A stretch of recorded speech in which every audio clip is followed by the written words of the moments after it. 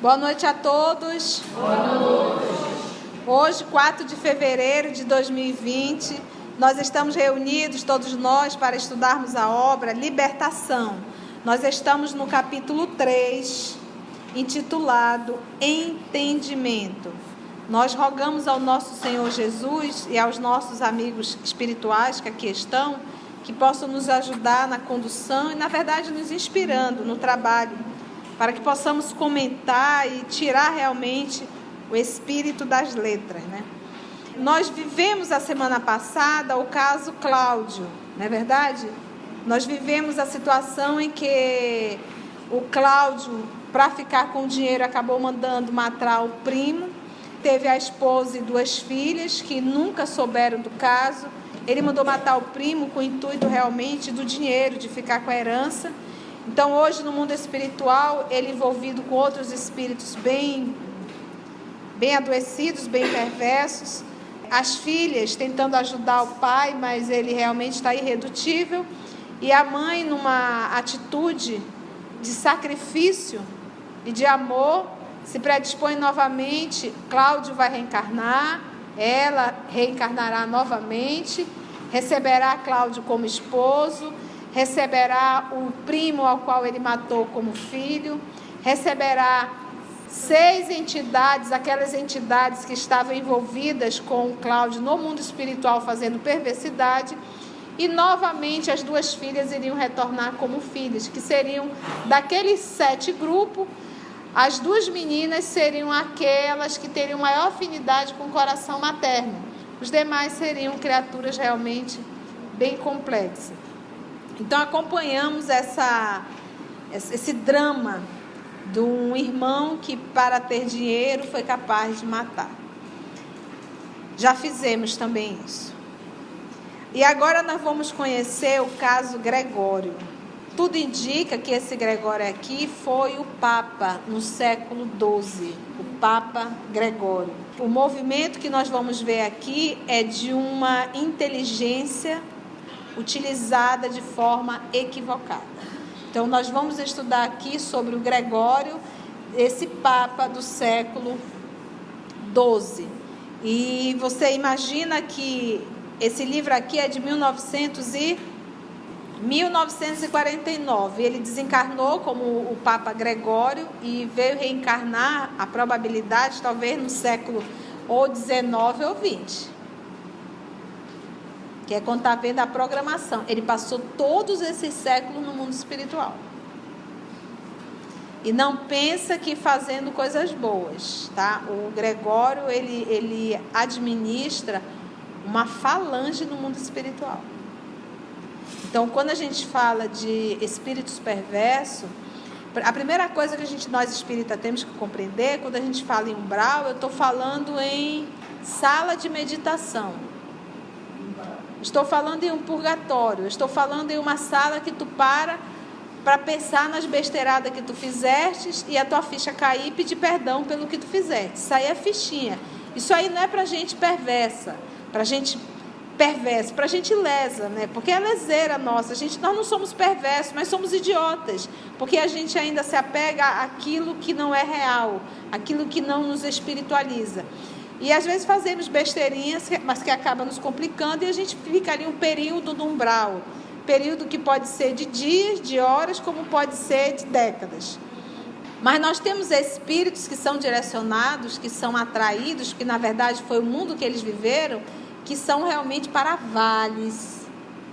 Que aí sim, são ambientes densos, pesados e de espíritos perversos. E Gregório é um espírito que comanda uma dessas falanges. Então vamos entrar aqui no mundo Gregório, tá bom? E Gregório tem uma mãe.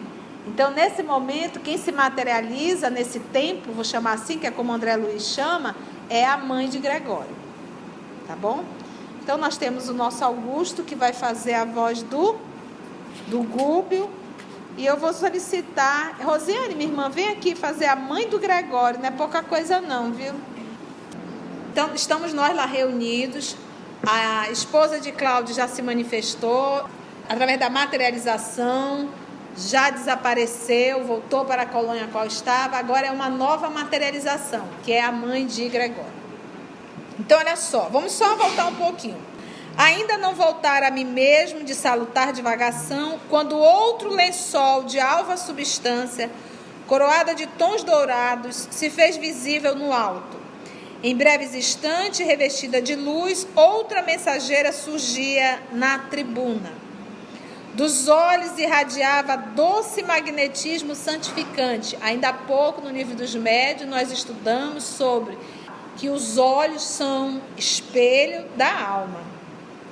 Trajava um péplo estruturado em fina gaze azul radiosa e desceu, ereta e digna, fitando-nos suavemente, à procura de alguém com interesse particular.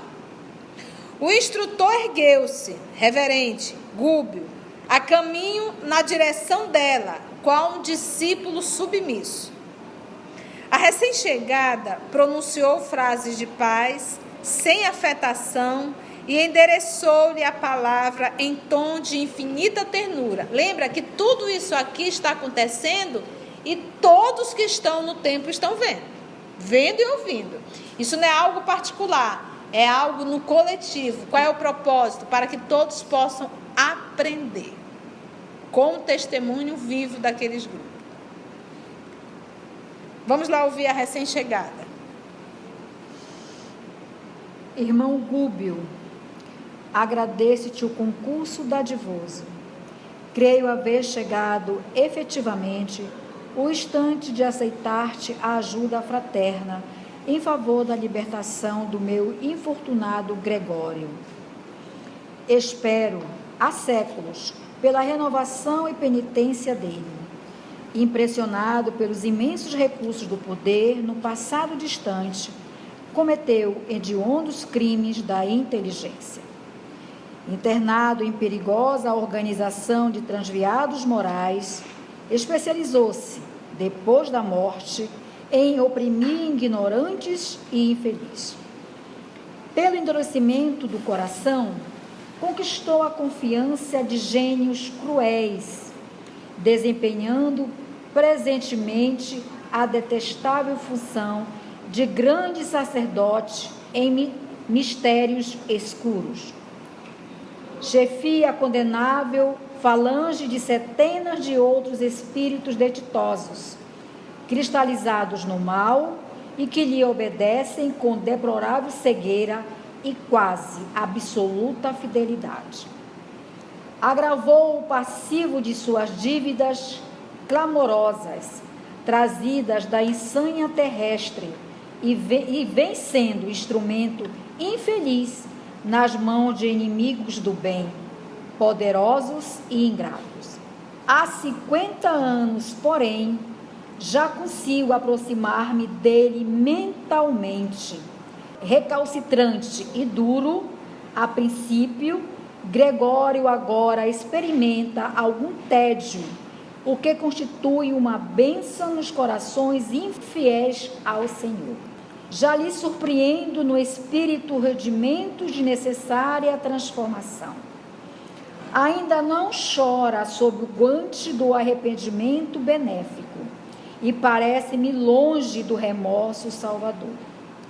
Entretanto, já duvida da vitória do mal e abriga interrogações na mente envelhecida. Não é tão severo no comando dos espíritos desventurados que lhe segue a determinações e o colapso de sua resistência, e não me parece remoto. Vamos comentar esse texto dela, porque ela dá umas características aqui da situação dele antes, depois da desencarnação e como ele está nesse processo da desencarnação. E ela fala uma coisinha aqui gostosa, que é a culpa, o arrependimento. Ela dá nome a tudo. Então vamos só aprofundar um pouquinho mais nessa leitura. Primeiro, ela agradece o irmão Gúbio, ou seja, quem vai interceder, quem vai fazer esse trabalho é o Gúbio. Aí você vai dizer, poxa, Conceição, mas ela é um espírito tão nobre, por que ela mesma não faz isso? Hierarquia. Se eu tenho abaixo de mim que pode fazer o serviço tão bem, por que eu tenho que ir lá? Vocês acham que os espíritos são monopolizador? Que eles se acham autossuficientes? Que eles acham que se eles não estiverem lá a coisa não vai andar? Não. O Gúbio tem capacidade de fazer isso. Ele vai fazer. Eu vou fazer um trabalho que o Gúbio não teria condições de fazer. O Gúbio está capaz de fazer isso.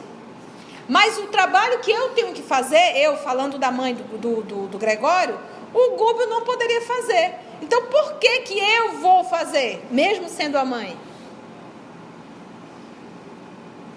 Então, os espíritos, eles delegam a quem tem capacidade de fazer. Porque eles não são Deus. Onipotente, onipresente, onisciente, tudo que é oni. Entendeu? Então, esse é o primeiro movimento. Porque ela está vindo de uma esfera superior e ela vai solicitar a Gúbio essa intercessão. Agradeço-te o concurso dadivoso. E ele já sabia, porque quando ela se materializou, ele já levantou, ela não precisou chegar. Olá, Gúbio está por aí? Ele já sabia. Creio haver chegado efetivamente o instante de aceitar-te a ajuda fraterna em favor da libertação de meu infortunado Gregório. Agora é o momento de ajudá-lo. E o nosso querido Gúbio já tinha procurado e disse: se a senhora precisar, nós vamos lá ajudar. E ela disse: ainda não é o momento. Porque é aquilo que diz assim: para ajudar a outrem, você só pode fazer esse movimento se o outro estiver no momento exato. E aí ela vai dizer aqui: qual é o momento exato para ajudar alguém? Você acha que é quando ele está com o nariz empinado ainda? É aquele movimento que ele já se curvou, que ele já descobriu quão idiota é suas atitudes, e que ele já diz assim: olha, eu cansei. Eu cansei. Esse é o horário de auxiliar. É esse momento que a pessoa está pronta. Enquanto isso, você vai estar dando murro em ponta de faca. Ninguém ajuda ninguém se o outro não estiver cansado de si mesmo. Porque a pessoa vai estar sempre se auto-justificando as suas atitudes. Então ela diz: esse é o momento. É agora. Agora o Gregório está pronto. E ela vai dizer por que ele está pronto. Porque tudo aquilo que é contrário ao Evangelho me aprisiona. Me aprisiona. Eu estou aprisionado. O que é estar aprisionado? Eu não consigo sair desse círculo. Assim somos nós. Nós estamos há milênios envolvidos nesse mesmo círculo. E a gente está aprisionado, porque a gente não consegue sair. Se eu não consigo sair, logo eu estou o quê? Presa. Daí o termo o quê? Libertação. Espero, olha aqui, gente, há séculos. Então nós estamos falando de um espírito que viveu no século XII. Nós estamos aí, talvez entrando ou já no século XX. Ele é ainda no mundo espiritual. Então ela está há séculos aguardando esse momento. Espero há séculos pela renovação e penitência dele. Penitência. Que é aquele momento que você para e fica pensando. Impressionado pelos imensos recursos do poder, no passado distante. Gente, século XII. Papa era praticamente o dono do mundo. E nós estamos falando aqui de Idade Média, aonde o poder político estava dentro da igreja. Era muito dinheiro. Eram muitos que eram mortos. Isso não tem como se apagar, porque a história da Idade Média é história, não tem como riscar isso. No passado distante, cometeu hediondos crimes da inteligência. Olha que interessante. Hediondos crimes da inteligência. Porque às vezes você não vai lá e dá um tiro. Você não vai lá e manda cortar a cabeça. Mas tu usa a inteligência e mata milhões. Quando você se fecha num troçozinho, que você arruma uma forma de desviar verba pública, em que morrem pessoas nos hospitais por falta de recursos básicos, que crianças não conseguem estudar porque nós não temos um professor que ganha um salário decente, nós não temos uma estrutura básica. Você acha que a gente não vai responder isso? Não é usar a inteligência de forma como ele hedionda. A Joana de Ângeli diz: a pior coisa que pode existir é mexer com dinheiro público. Então ele usava a sua inteligência para manipular. E eram crimes hediondos. Internado em perigosa organização de transviados morais. Qual era a organização do Gregório? Papa. Olha só. Internado em perigosa organização de transviados morais, especializou-se depois da morte, ou seja, achou que estava ruim? Ficou pior ainda. Em oprimir ignorantes e infelizes. Porque ele não tinha inteligência, ele não usa a inteligência para manipular. E tu sabes que o ser inteligente ele tem uma tendência a manipular realmente o outro. Então, no mundo espiritual, ele continuou mais forte ainda isso. E outra, o homem foi sacerdote, ele tinha um grupo ali bajulando, e que tinha um medo, inclusive. Que chega no mundo espiritual é capaz de chamar Senhor Papa, ou então Senhor Governador, Senhor Rei, porque continua súdito, que é a opressão moral. Em oprimir ignorantes e infelizes, pelo endurecimento do coração, sentimento, conquistou a confiança de gênios cruéis. Conquistou a confiança. Então se juntou ainda com outro grupo do mundo espiritual. Que mais? Desempenhando presentemente, na atual situação lá, a detestável função de grande sacerdote em mistérios escuros. Nós vamos entender o que o Gregório faz. Chefia condenável falange de centenas de outros espíritos desditosos, cristalizados no mal, e que lhe obedecem com deplorável cegueira e quase absoluta fidelidade. A gente lê aqui Gregório e diz, mas como que esses espíritos obedecem a esse irmão da treva? Gente, isso acontece no mundo dos encarnados. Uma pessoa que sabe conjugar os verbos, ela na malícia da sua voz, ela pode sim influenciar outros e levar para o quinto dos infernos. Encarnado. E é tão fácil de identificar o que é benéfico do que é maléfico. É a coisa mais simples. Mas a gente vai e cai igual um pato. Então esse movimento, ele ocorre no mundo espiritual, mas ele ocorre também no mundo físico. Pessoas que conseguem manipular outras mentes fracas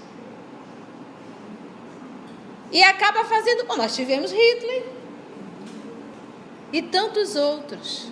Isso no grau maior, o Hitler, mas nós temos no grau menor, às vezes dentro da instituição espírita. Então é esse movimento, chefia condenável falange de centenas de outros espíritos desditosos, infelizes. Olha aqui, cristalizados no mal. Cristalizados no mal, séculos. E que lhe obedecem com deplorável cegueira e quase absoluta fidelidade. Agravou o passivo de suas dívidas clamorosa, ou seja, já havia dívida, ficou pior ainda. Das suas dívidas clamorosas, tá? Trazidas da insânia terrestre, como o Papa, e vem sendo instrumento infeliz nas mãos de inimigos do bem, poderosos e ingratos a Deus. há 50 anos, ele já está há séculos, viu? Mas nesses últimos 50 anos, diz ela, porém, a mãe diz, já consigo aproximar-me dele mentalmente, de onde ela está. Ainda há pouco nós estudamos no livro dos médios, do perispírito, que à medida que o espírito vai evoluindo, o seu corpo perispiritual vai se tornando o quê? Os sentidos vai o quê? Se aperfeiçoando. Então, de onde ela está, ela consegue se aproximar mentalmente desse filho. Ela está fazendo isso com ele há 50 anos. E a gente ora um mês, já quer desistir, né? 50 anos. Já consigo aproximar-me dele mentalmente. Recalcitrante e duro, a princípio, Gregório agora experimenta algum tédio, o que constitui uma bênção nos corações infiéis ao Senhor, que faltou aí fidelidade a Jesus. Então, ele sente já um tédio. Já percebeu que esse movimento contra o nosso Senhor Jesus, esse movimento contra o amor, ele nos promove, ele nos dá tédio, nos dá tristeza. A depressão é que o diga. Então, esse foi o primeiro movimento. Porque, gente, enquanto eu sinto prazer no mal, não tem como eu mudar. Só há mudança quando eu passo a sentir tédio. E lembra sempre disso. Constituição, o que é o mal? É só a gente lembrar. O mal é o bem só para mim. Se o bem é só para mim, já é o mal. O bem, ele é o bem quando é bem para todos. Se só me beneficia, isso é o mal. Já lhe surpreendo, diz a mãe, no espírito, rudimentos de necessária transformação. Ainda não chora sobre o guante, que seria essa mão de ferro do arrependimento benéfico. Então, quando eu vejo alguém chorar arrependido, isso já é uma luz no final do túnel. Mas não é o choro fingido, é o choro da alma. É a alma chorando. Arrependido. Como ele diz aqui, ó. Ele ainda não fez esse movimento. Ele não está arrependido de nada do que ele fez. Ela diz, ainda não chorou sob o guante do arrependimento benéfico e parece-me longe do remorso salvador. Então tem um arrependimento que não é benéfico. Esse arrependimento é um arrependimento benéfico. O que é o arrependimento que não é benéfico? É aquele que só desperta culpa em ti. E tu vai para o fundo do canto, eu não presto, eu não valho nada, meu Deus, eu não presto, eu não valho nada, e comete o suicídio. Ou deixa de viver.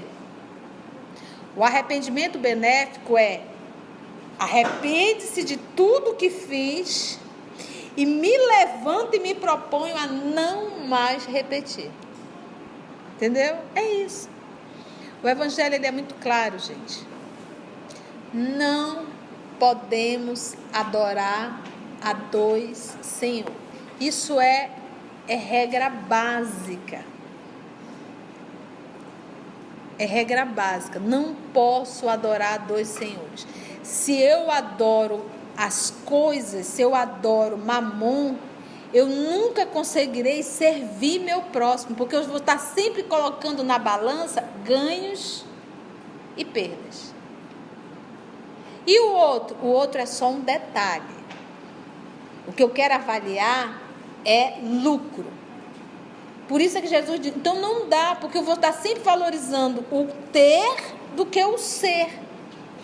Não dá para servir a dois senhores. Não dá. Por isso que ele falou àquele jovem, vá, venda tudo que você tem e dá aos pobres. O jovem até hoje não voltou. Você acha que Jesus não sabia? Jesus pegou pesado, que era para mostrar para ele que ele ainda não tinha capacidade. Porque ele adorava a um outro Senhor. E aqui no caso do Gregório, o Senhor que ele idolatra, o Senhor que ele adora é o Senhor do poder.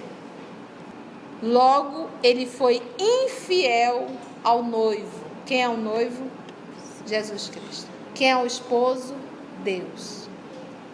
Parece-me longe do remorso salvador. Entretanto, ele já começa, olha só, já duvida da vitória do mal e abriga interrogações da mente envilecida. Já começa a brigar. Não é tão severo no comando dos espíritos desventurados que ele segue as determinações, já não é mais.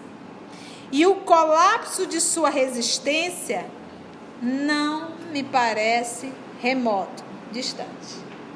Então ele já não é mais tão duro com aqueles que ele administra no mundo espiritual. E ela diz assim, que já está bem próximo esse arrependimento. Então esse é o momento de chamar quem? O Gúbio. E não pensa que vai ser fácil. Nesse instante, diz André, e André está ali só olhando, né? Notei que a venerável matrona derramava lágrimas discretas, que lhe deslizavam na face como sementes de luz. Porque o que ele é para ela?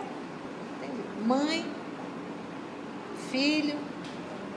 Parou por alguns momentos, controlada pelas reminiscências dolorosas, e continuou. Irmão Gúbio, perdoe-me o pranto que não significa mágoa ou esmorecimento.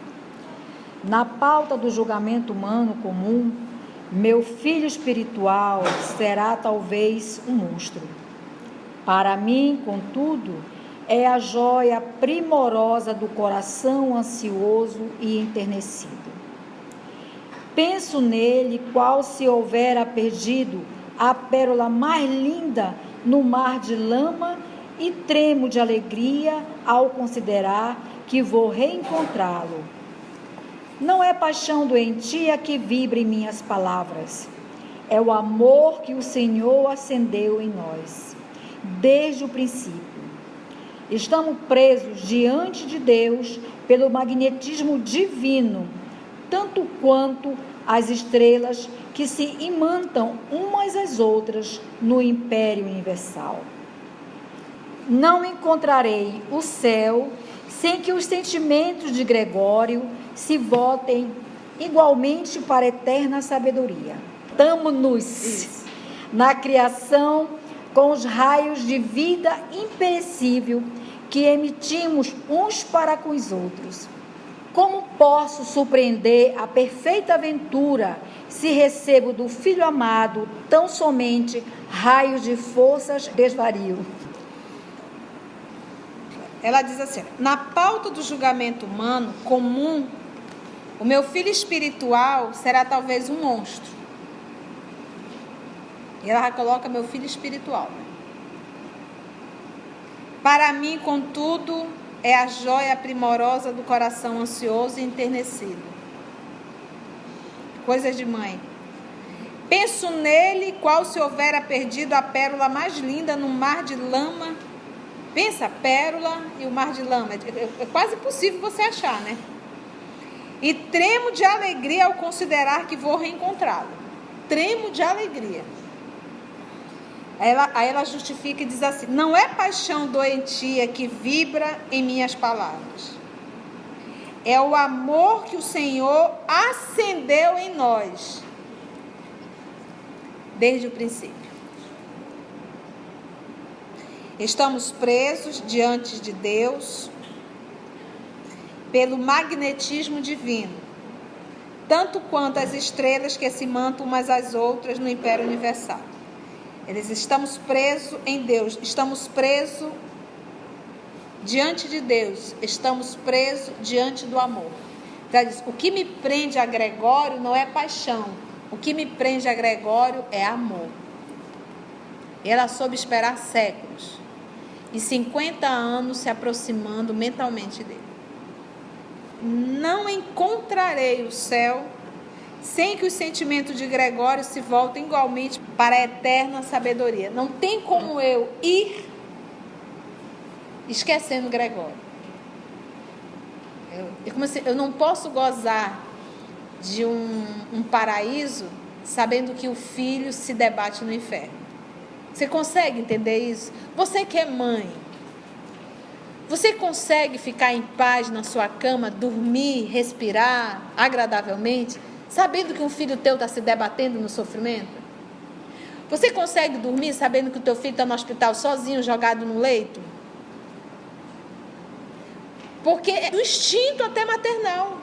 E é esse movimento que move ela. Então, ela diz assim, não é paixão, eu não estou aqui encegueirada pelo Gregório. O sentimento aqui é o sentimento de amor. Acender é dar o início. E nós desenvolvemos. Nós temos a centelha de Deus em nós a ser desenvolvida. O que os Espíritos falam? Que o amor materno é o que mais se aproxima desse amor desinteressado. O amor materno, mas ainda não é o amor. Ele ainda está nesse processo de transformação. Aí ela diz, alimentamos-nos na criação com os raios de vida imperecível que emitimos uns para com os outros. Aí lá no nosso lar nós vamos entender que o amor é o alimento das almas. Por isso que a gente diz, uma pessoa que não ama é seca. Seca, seca, uma figueira seca. A pessoa que ama, e quando eu falo do amor, esse amor na vertical, ela exala a vida. Exala a vida. Como surpreender a perfeita aventura, a perfeita alegria, se recebo do filho amado tão somente raios de forças em desvario, enquanto eu emito raio de amor, o meu filho emite raios adoecidos. Como ser feliz? O nosso orientador contemplou-a de olhos úmidos e rogou. Nobre Matilde, estamos prontos. Dita ordens. Por mais que fizéssemos por tua alegria, nosso esforço seria pobre e pequenino, diante dos sacrifícios em que te empenhas por nós todos. Olha que interessante. Você manda que eu obedeço, né? Num sorriso triste, prosseguiu a respeitável senhora. Descerei, dentro em breves anos, para o torvelinho de lutas carnais, a fim de esperar Gregório em existência de resgate difícil e doloroso. Você imagina ter um filho do naipe de um Gregório? É isso que a gente esquece quando a gente tem os capetinhas dentro de casa. Se você tem um capetinha, tenha certeza, veio do quinto dos infernos. E muitas das vezes você tem um vínculo com ele e que não é fácil. Mas quanto maior o sacrifício, maior o mérito. E olha, gente, é assim, isso é fato. Você educa de 1 a 7 anos. Se o capeta já está com 15 e continua capeta, a probabilidade de mudança é muito pouca. Só tem uma mãe que poderá educá-lo agora. Dor. Conhece essa mãe? Só a mãe, dor. O sofrimento da mãe ausente e do pai ausente já é ver o adolescente ou adulto desregrado. Esse já é o maior sofrimento. Porque se tem uma coisa que maltrata os pais, é a ingratidão, é a atitude negativa dos filhos. Esse já é castigo, vamos usar assim o termo. Mas capirotinho, esses espíritos, é na infância. Porque é ali que ele mostra todas as suas tendências, boas e ruins. Se não tiver um olhão em cima, vai passar batido. E o que era para ter sido feito lá nesse período que a reencarnação está se completando, não foi feito. A reencarnação se completa aos 7 anos. Aí, meu amigo, o cão colou totalmente. Só a vida. E é uma encarnação perdida. Então, aquilo que nós nos prontificamos fazer no mundo espiritual, a gente não fez e acaba sofrendo as consequências disso, entendeu? E perde. Só que nós estamos vivendo um período, realmente esse período que a sociedade está vivendo nesse momento, é o período do ou vai ou racha. Então, criaturas ainda que não têm a mínima predisposição em fazer o bem, estão sendo exilados realmente. Me mandaram 2 vídeos de 2 crianças de 1 ano e 8 meses, 1 ano e 9 meses. Aonde a mãe dizia assim, meu filho, pegou assim um chocolate. Chocolate para criança é para acabar, né? Aí colocou ele sentadinho ali na sua cadeirinha e colocou o chocolatezinho no meio, era um menino, e disse assim, mamãe vai ao banheiro e você só pode comer esse chocolate quando mamãe voltar. Entendeu? Entendi, mãe. E o garotinho era tão dócil. Entendi, mãe, vai fazer assim. Você entendeu mesmo? Só pode comer depois que a mamãe voltar. O garotinho foi interessante, porque ele pegou a bolacha, o chocolate, levou para a boca. Quando ele ia morder, ele olha para o nada e ele faz assim. Você vê que ele é advertido por alguém espiritual, porque não tinha ninguém na sala. E ele conversa com esse alguém. Já a menina tem todas as características de mulher. É bem fêmea mesmo. A mãe diz, minha filha, por misericórdia, está aqui o chocolate. Era aquele M&M. Não coma até mamãe voltar. Você entendeu? Não come, né, mamãe? Não come. E à medida que a mãe ia falando, ela ia repetindo junto com a mãe. Típico de mulher mesmo. Aí a mãe saiu, ela ficou. Já, mãe? Mãe, já, mãe? Mãe, já? Já, mãe, já? Ansiedade. Então é nesses testes pequenininhos que você vai começando a perceber esse diamante, mais para carvão do que diamante, que Deus lhe concedeu. Mas para isso nós temos que estar com os olhos o quê? Atentos. Depois, agora é ele com Deus. Porque depois de uma certa idade, ele é um espírito, ela é um espírito, e cada um vai responder pelas suas atitudes. Os pais já estão respondendo. Já há o castigo, que você olha e vê que não era aquilo que você queria. E o filho, já de maior, passa a responder pelas suas atitudes. E ele terá que se ver com Deus. Então não vai ser fácil Matilde ser mãe de Gregório. Só que ela tem um ponto a favor dela. Qual é? Ela ama muito. Então a probabilidade do acerto se torna muito maior. Porque ela ama infinitamente. E não há quem não resista ao amor. Entendeu? Então, vamos ficar nas cenas do próximo capítulo. Vamos ficar aí. É tão bom, divino amigo, sabermos da nossa essência, sabermos da espiritualidade, sabermos da transitoriedade da vida terrena, sabermos da quantidade de amores que temos na retaguarda no mundo espiritual, sabermos da confiança que Deus deposita em nós e sabermos que as oportunidades nunca irão cessar. Porque Deus, nosso Pai, nunca desiste de nós. Graça te damos, Senhor da vida, por essa oportunidade.